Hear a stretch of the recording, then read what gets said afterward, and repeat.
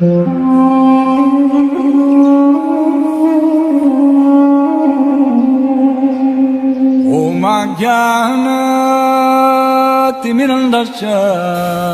I am stressing.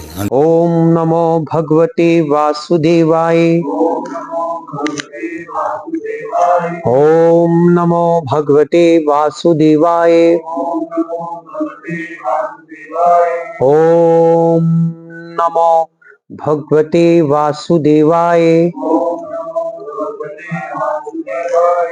हरे कृष्ण। श्रील प्रभुपाद की जय। हम लोग स्कंद 1 अध्याय 15 और श्लोक संख्या 24, यहाँ पर अर्जुन महाराज युधिष्ठिर को बता रहा है कि इस संसार में जो कुछ भी होता है हमारी लाइफ में, वो भगवान की इच्छा से होता है। जो कुछ भगवान चाहते हैं वही होता है। हमें लगता है कि इस व्यक्ति ने हमारे साथ बुरा कर दिया या इसने हमारे साथ ऐसा किया, अरे चाहते हैं भगवान आपके साथ ऐसा करना, उस व्यक्ति को तो माध्यम बनाते हैं। मतलब हमारी जीवन का हर एक क्षण भगवान की कृपा पर निर्भर करता है। जैसे फॉर एग्जाम्पल, मेरे हाथ में एक रुमाल है, मान लो रुमाल का एक किनारा भी मेरे इस बाएं हाथ में है, दूसरा किनारा दाएं हाथ में। सपोज कर लो कि इस रुमाल का एक किनारा हमारा जन्म है, दूसरा किनारा हमारी मृत्यु है रुमाल का। ठीक है, अब क्या जन्म हमारे हाथ में है? क्या कोई अपनी इच्छा से कोई चाहे कि मैं इतने अमीर घर में जन्म लूंगा, ले सकता है? नहीं ले सकता। और मृत्यु भी हमारे हाथ में नहीं है। कोई व्यक्ति मरना नहीं चाहता, लेकिन फिर भी मृत्यु उसकी आ जाती है। अगर ये किनारा, जन्म वाला किनारा हमारे हाथ में नहीं है, मृत्यु वाला किनारा हमारे हाथ में नहीं है, क्या बीच वाला हमारे हाथ में हो सकता है? वो तो सारा जीवन है। तो हमारी लाइफ में जो कुछ घट रहा है वो भगवान कृष्ण की कृपा से ही हो रहा है। भगवान कुछ हमें सिखाना चाहते हैं। हम लोग मूर्ख लोग हैं, हम उसको सोचते हैं कि मेरे साथ ऐसा क्यों हो गया। भगवान की प्लानिंग्स होती है, क्योंकि हमारे हाथ में कुछ नहीं है। यही बात यहाँ पर अर्जुन बता रहे हैं कि ना तो जन्म हमारे हाथ में है, ना मृत्यु हमारे हाथ में है। तो अगर जन्म मृत्यु हमारे हाथ में नहीं है, तो उसके बीच जो कुछ भी है चल रहा है वो भी हमारे हाथ में नहीं। हम मूर्ख है। कभी कभी हम लोग एक दूसरे को मार डालते हैं, कभी हम एक दूसरे की रक्षा करते हैं, कभी कभी वही व्यक्ति हमारा मित्र होता है, वही व्यक्ति हमारा दुश्मन हो जाता है। क्योंकि ये सब कुछ कर्म का नियम है, कर्म की नियति चल रही है। तो तात्पर्य में प्रभुपाद लिख रहे हैं, नृतत्व शास्त्रियों के अनुसार जीवन संघर्ष तथा योग्यतम की दीर्घ जीविता प्राकृतिक नियम है। तो यहां पर है कि जो एप्रोथोलॉजिस्ट होते हैं, जो निर्णय लेते हैं, निर्णय शास्त्र जो जानते हैं, जो शास्त्र पढ़कर जो निर्णय बताते हैं, वो कहते हैं कि जीवन संघर्ष, स्ट्रगल फॉर द लाइफ, और योग्यतम की दीर्घ जीविता, सर्वाइवल ऑफ फिटनेस। दो चीजें बड़ी इंपॉर्टेंट है, हम लोग साइंस में भी पढ़ते हैं। स्ट्रगल फॉर एग्जिस्टेंस, जीवन संघर्ष कहते हैं उसे, एंड सर्वाइवल ऑफ फिटनेस। अब डायनासोर क्यों नहीं बचा? he was not adapted to the survival of fitness। वही सर्वाइव करते हैं जो प्रयास करते हैं। जो प्रयास नहीं करेंगे वो एक दिन खत्म हो जाएंगे। तो यहां पर बात हो रही है कि जो नृतत्व शास्त्रियों के अनुसार जीवन संघर्ष का मतलब स्ट्रगल फॉर एग्जिस्टेंस, और योग्यतम की दीर्घ जीविता, सर्वाइवल ऑफ फिटनेस। कहते वही जो कुछ भी है जीवन का संघर्ष या सर्वाइवल ऑफ फिटनेस है, वो क्या है? सब प्रकृति की नियम है। आज डायनासोर नहीं है, नहीं ना, कई ऐसे जीव जंतु लुप्त हो गए क्योंकि उन्होंने अपने आप को फिट नहीं रखा, अपने आप को बचाने का प्रयास नहीं किया। आज हम भी अगर अपने आप को फिट नहीं रखेंगे, हमारी फिटनेस का मतलब क्या है? अगर हम लोग भक्ति नहीं करेंगे, अगर हम भक्ति के लिए प्रयास नहीं करेंगे, एफर्ट्स नहीं करेंगे, तो एक दिन आएगा we will not be survived in the devotional service. हम भक्ति में फिर हम सर्वाइव नहीं कर पाएंगे। हम लोग इधर उधर की बातों में फंसे रहते हैं सारा जीवन। डेथ 1 सेकंड आती है, 1 सेकंड में आपकी डेथ हो सकती है, 1 सेकंड में। और उस बाद डेथ के बाद जब ऊपर जाएंगे फिर पता चलेगा कि मैंने अपना सारा जीवन वेस्ट कर दिया। तो इसलिए ये सब प्रकृति के नियम है, लेकिन वे ये नहीं जानते, ऐसे लोग, हम जैसे लोग, कि प्रकृति नियम के पीछे पूर्ण पुरुषोत्तम भगवान का परम निर्देशन है। हमारे साथ जो कुछ भी हो रहा है वो भगवान की ही इच्छा है। और भगवत गीता में इसकी पुष्टि की गई है कि भगवान के निर्देशन में ही प्रकृति का नियम संपन्न होता है। क्या श्लोक है? मय अध्यक्षेन प्रकृति सुवतया। कि भगवान कह रहे हैं कि ये जो प्रकृति है मेरी ही अध्यक्षता में कार्य करती है, मैं ही इसको निर्देश दे रहा हूं।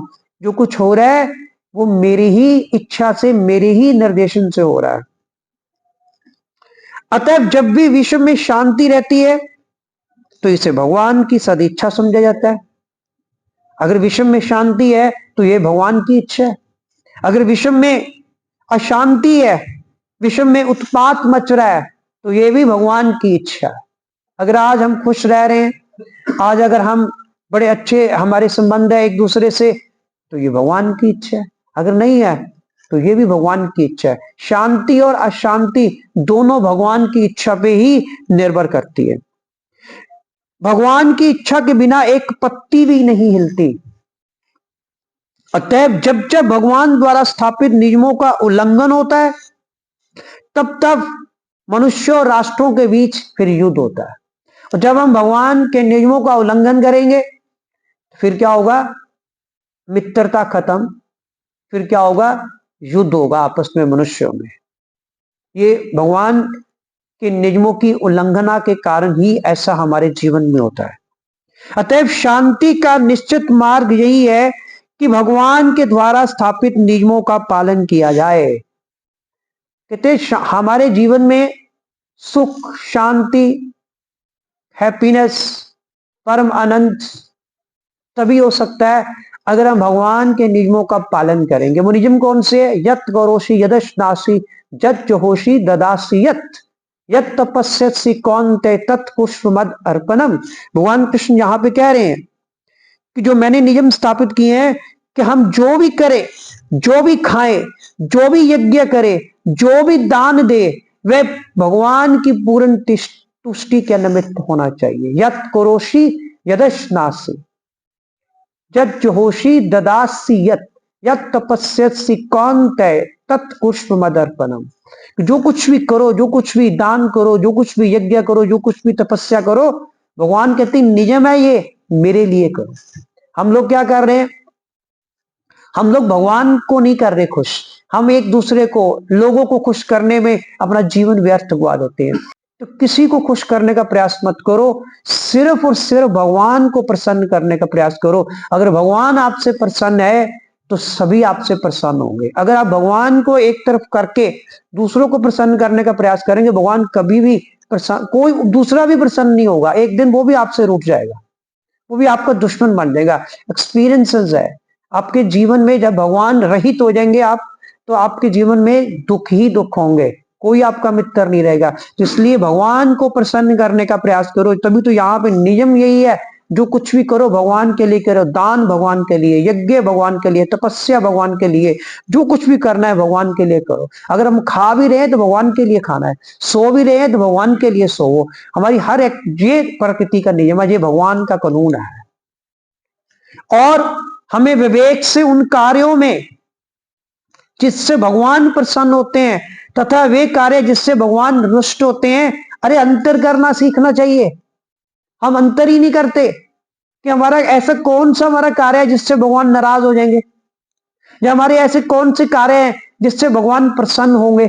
हमें इन कार्यों को, एक लिस्ट हमारी लग होनी चाहिए, उनमें अंतर करना हमें आना चाहिए कि हमारे इस कार्य से भगवान ही रुष्ट हो गए तो फायदा ही क्या फिर। इसी तरह किसी कर्म का निर्णय भगवान की प्रसन्नता अथवा अप्रसन्नता से किया जाता है। कोई भी कर्म है उसका जो निर्णय किया जाता है, हम कहते हैं कि हम दूसरों के हिसाब से या दूसरों की खुशी के हिसाब से या दूसरों को दुख देने के हिसाब से उस कर्म का निर्णय करते हैं। लेकिन कर्म का निर्णय जो होना चाहिए भगवान की प्रसन्नता और अप्रसन्नता पे होना चाहिए। अगर भगवान खुश है तो हमारा कर्म जो अच्छा है, अगर भगवान खुश नहीं है फिर हमारा कर्म जो है वो अच्छा नहीं है, बुरा है। तो इस प्रकार निर्णय करना चाहिए। इसमें वैयक्तिक स्व इच्छा चारिताओं के लिए कोई स्थान नहीं रहता कि जो हमारी पर्सनल हमारी भावनाएं होती हैं, जहां हमारी पर्सनल विम्स जिसे कहते हैं, हमारी सनक, हिंदी में इसको सनक कहते हैं, हम अपनी सनक से तो बहुत कुछ करते हैं, लेकिन कहते भगवान की प्रसन्नता और अप्रसन्नता में जो हमारा अपना पर्सनल जो हमारी इच्छा है, जो हमारी पर्सनल विम्स है, हमारी पर्सनल सनक है, वो यहाँ पे कार्य नहीं करती, उसके लिए कोई स्थान नहीं है। हमें तो ये अच्छा लगता है हम तो वो करेंगे, नहीं, जो भगवान को अच्छा लगता है हमें वो करना है। जो चीज भगवान को अच्छी नहीं लगती अगर हम वो कर रहे हैं तो वो क्या है, बहुत बड़ा भगवान के कानून की उल्लंघना है, भगवान के कानून का विरोध है, फिर हमें उसकी सजा अवश्य मिलती है।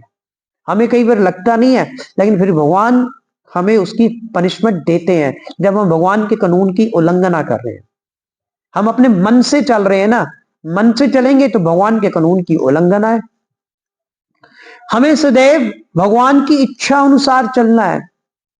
ऐसा कर्म योग कर्मसु कौशलम कहलाते हैं। 2.50 भगवत गीता में श्लोक है कि जो कर्म ऐसे अगर कर्म करते हैं, ऐसे कर्मों से ही जो कर्म हमें भगवान से जोड़ते हैं, जिन कर्मों के द्वारा हम भगवान कृष्ण से जुड़ जाते हैं, वही अच्छे कर्म है, कौशलम, वही बढ़िया कर्म है। जो कर्म भगवान से रहित है, जिस कर्म में भगवान नहीं है, वो कर्म क्या है, सबसे बुरा कर्म है।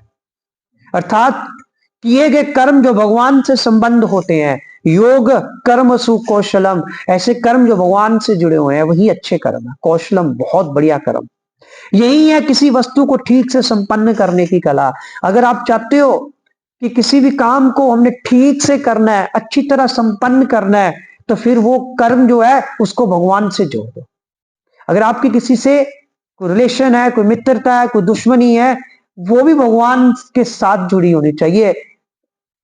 हनुमान जी ने रावण से दुश्मनी मोल ली ना, उस कर्म को किससे जोड़ा, राम और सीता से जोड़ा। किसके लिए ली, भगवान राम के लिए ली। अगर किसी से दुश्मनी भी मोल लेनी है, वो कर्म भी भगवान के लिए होना चाहिए, भगवान के लिए जुड़ा होना चाहिए। अगर किसी से हमने अच्छे रिलेशन बनाने हैं, वो भी किस लिए होने चाहिए, भगवान के लिए। हम क्यों रिलेशन बनाते हैं, हम भक्ति में आकर रिलेशन सिर्फ हमारा एक ही मकसद होता है कि इस व्यक्ति को भगवान की सेवा में लगाना है, इस व्यक्ति को भगवान की सेवा के लिए यूज करना है, इसका उपयोग इस व्यक्ति का सिर्फ और सिर्फ भगवान के लिए होना चाहिए, ना कि हमारे पर्सनल के लिए होना चाहिए। यहां तो बात होगी जितनी भी पर्सनल स्व इच्छा है वो हमारा नुकसान करती है, वो भगवान के कानून की उल्लंघना है।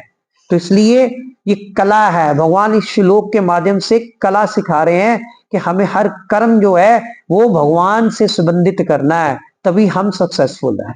हरे कृष्ण।